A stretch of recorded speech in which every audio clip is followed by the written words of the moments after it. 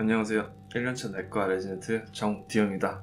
이번 영상에서는 제가 또 제 구독자분 중에서 한 분이 댓글을 다신 건데, 제 USMLE Step 1 점수가 무의미하다 라는 영상에 에밀리 파크님이 이 댓글을 달아주셨어요. 불행인지 다행인지 지금 MS2입니다. 지금 이제 의대생 2학년이신가봐요. 아직 Pass and Fail가 아니라서 걱정은 그대로네요.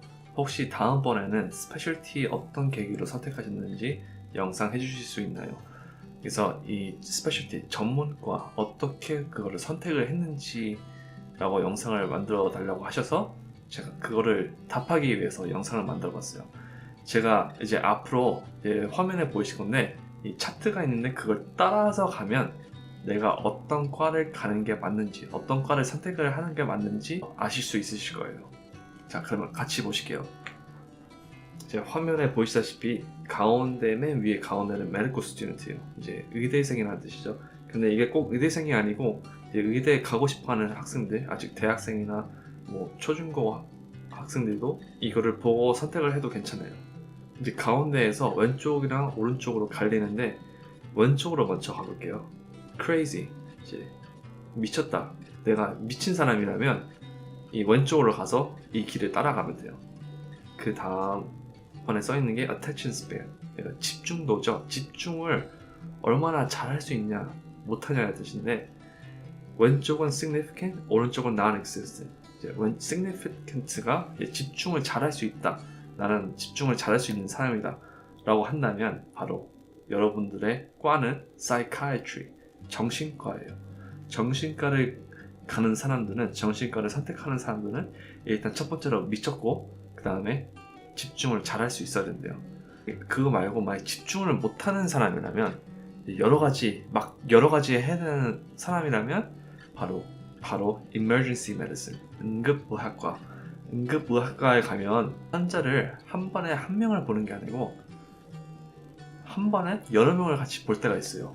어떤 환자는 뭐 다리가 아파서 왔을 수도 있고, 어떤 환자는 가슴이 통증이 있어서 올 수도 있고, 어떤 환자는 교통사고 나서 왔을 수도 있고, 여러 가지의 환자 부류를 보니까 한꺼번에 볼 수 있거든요.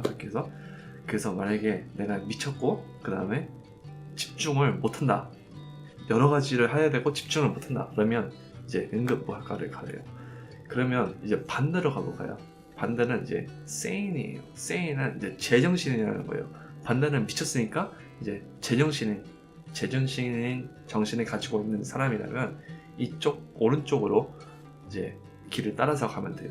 hardworking, 일을 열심히 하냐. 거기서 오른쪽으로 가면 not so much, 아니 별로 이렇게 열심히 하지 않는다, 일을 열심히 하지 않는다.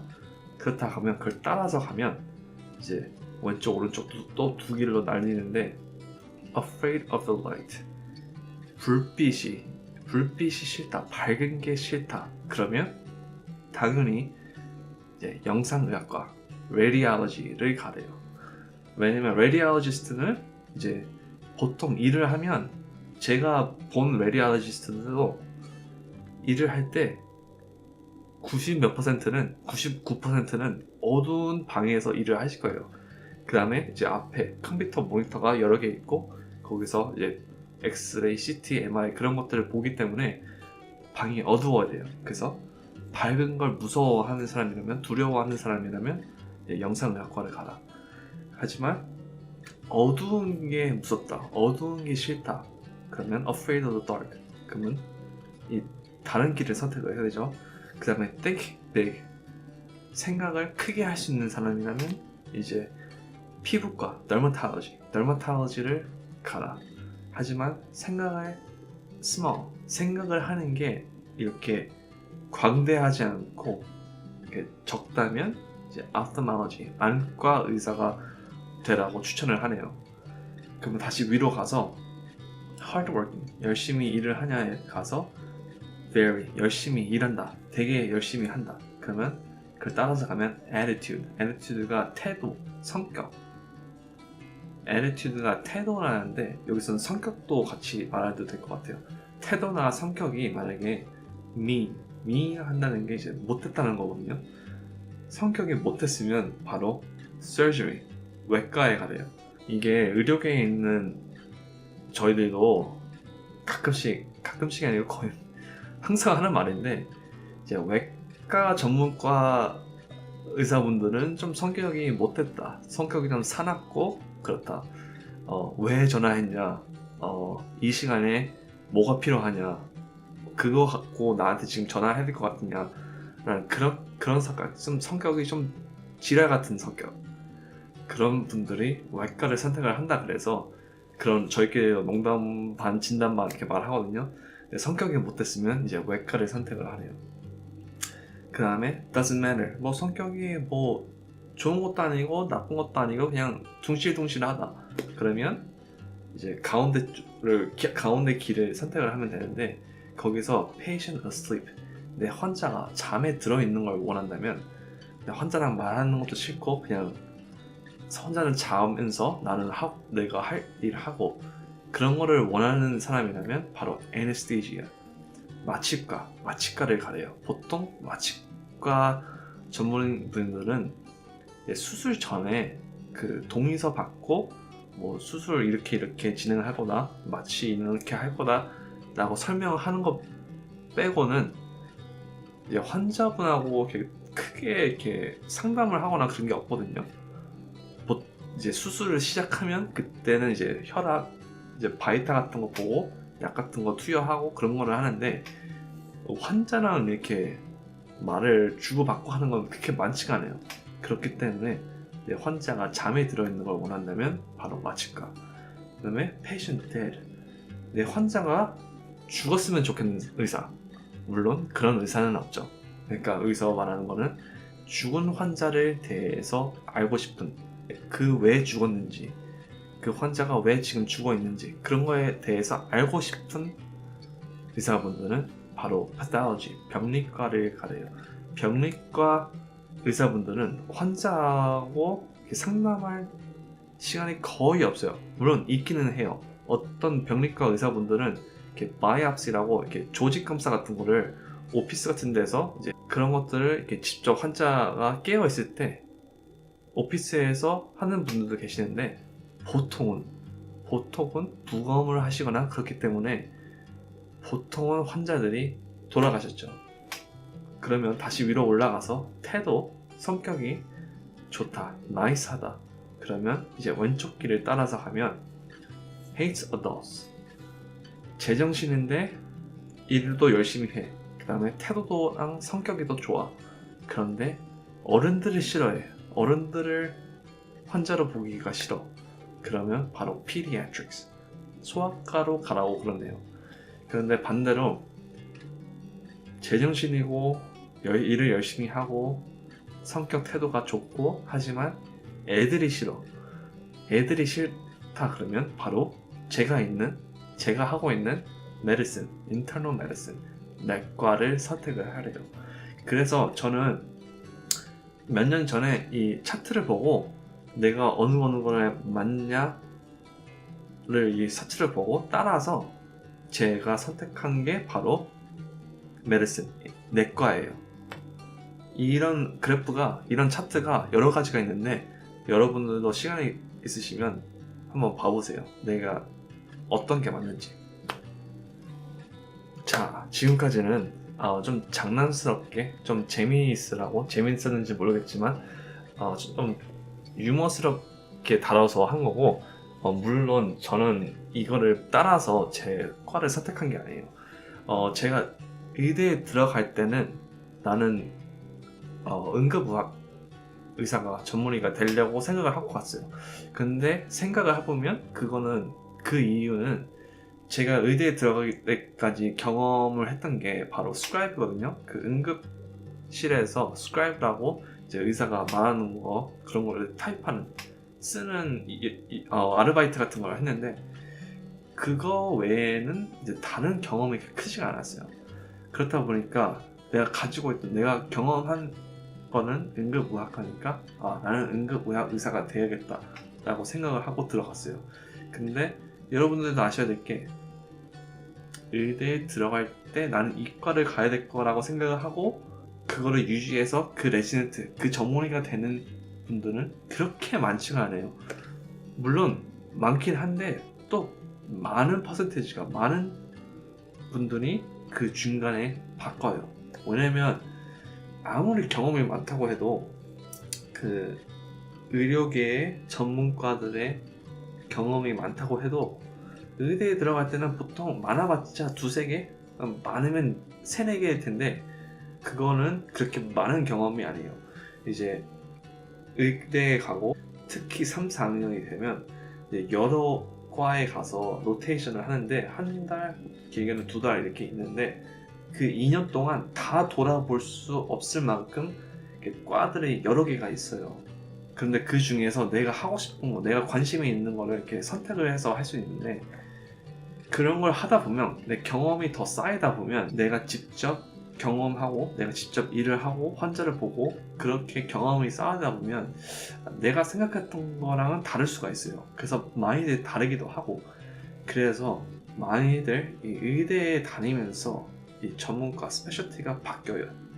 내가 생각했던 거는 하나였는데 내가 경험상 내가 이제 3, 4학년 때 봤던 걸로는 이제 이것보다는 다른 과가 내 성격이랑 내가 뭐라는 거에 내가 추구하는 게 이게 더 많다. 그래서 그 바뀌어요. 저도 그래서 응급의학과에서 이제 내과로 바뀌었고 그 응급학과 전에는 저 대학교 초반에는 정신과 의사가 되고 싶었어요. 처음에는. 근데 이제 응급학과에서 스크라이브를 하면서 바뀌었고 또 의대에서 경험을 하면서 내과로 바뀌었고 앞으로는 바뀔 이유가 없겠죠? 이유를 바뀌어도 안 되고 그런데 또 어떤 분들은 레지던트를 하면서 바뀔 때도 있어요. 마음이 내가 레지던트 생활을 하면 1년, 2년을 하다 보니까 내가 의대생 때 한 달, 두 달 본 거로는 그거랑은 이제 느낌이 다른 거예요. 내가 경험했던 게 달라. 그렇다 보면 좀 늦은 것도 있긴 하지만 다른 과로 바꾸는 경우도 있어요. 제가 있는 내과에도 응급의학과를 2년을 하고 1년만 더 하면 전문의가 되는데 그거를 포기하고 다시 내과 1학년을 와서 출발한 동료가 있어요. 친구가 있어요. 지금은 2학년인데 그러니까 사람의 이렇게 마음은 이제 경험이랑 그런 거에 따라서 왔다 갔다 하는 것 같아요. 그 경험이 제 생각에는 첫 번째 같고 두 번째는 성격도 되게 큰 역할을 해요. 저보고 그 소아과 애들을 진찰을 하고 치료를 하라 그러면 솔직히 저는 자신이 없거든요. 그것뿐만 아니라 그 소아과 애들이랑 아이들이랑 같이 오시는 부모님하고 상담을 하고 이렇게 설명을 하고 하라 그러면 못할 것 같아요. 그래서 많이들 소아과에 가진 않아요. 그래서 저는 그렇게 못할 것 같고 저보고 이제 외과를 선택을 해서 오밤중에 전화를 받아 응급수술이 때 잡혔대. 그래서 들어와서 수술을 하라. 전 그런 거 솔직히 하기도 싫고 못할 것 같아요. 3, 4시간 어쨌든 긴 수술은 8시간, 10시간 넘게 가는 수술들이 있는데 그런 것들을 하라 그러면은 저는 하기도 싫고 하지도 못할 것 같아요. 그런데 만약에 응급의학과 레지던트한테 내과에 와서 전문의를 하라, 내과 레지던트를 하라 그러면 보통 응급의학과 친구들은 전문의 분들이나 이제 레지던트들은 좀 활발한 걸 좋아해요. 이제 환자를 여기서 보고 또 저기서 보고 여러 가지 종류를 보고 이렇게 좀 익사이팅한 거. 뭐 어떤 사람은 총에 맞아서 올 수도 있고 어떤 사람은 찢어져서 올 수도 있고 뭐 그런 게 많은 퍼센티지를 가지고 있지는 않지만 생각하는 것보다 그런 게 이렇게 많지는 않지만 하여튼 그런 거를 좋아하기 때문에 앉아서 있는 것보다는 서서 이제 여러 가지 왔다 갔다 하면서 이렇게 아까 말씀드린 것 같이 정신이 좀 와락가락하는 거를 좋아하는 성격을 가지고 있는 분들이 응급의학과를 선택하기 때문에 그 분들을 데리고 내과에 와서 컴퓨터 앞에 앉아서 차트를 보고 환자를 진료하고 다시 와서 컴퓨터에 앉아서 이거 생각을 하고 뭐 이 병은 이거 때문에 왔을 것 같다 라고 이렇게 생각을 하면서 일을 하라 그러면은 많이들 못할 거예요. 그렇기 때문에 이 성격도 내 스페셜티, 내 전문과를 선택하는 데에 되게 큰 영향을 줘요. 그 다음에 세 번째, 어떤 분들은 이 세 번째를 제일 처음으로 라고 생각하실 분도 계실 거예요. 이 세 번째는 제가 생각할 때 세 번째는 그 스텝 1 점수예요. 앞으로는 이제 패스 앤 페어가 되면, 스텝 1의 패스 앤 페어가 되면 스텝 2가 좀 이제 더 그 스텝 1의 자리를 차지할 텐데, 지금까지는 스텝 1이니까 이 스텝 1이 첫 번째 이제 미국 첫 번째 의사 국가 면허 시험 같은 거거든요. 그건데 그 성적에 따라 내가 어디에 갈 수 있나, 어느 과에 지원을 할 수 있나가 약간 판단이 돼요.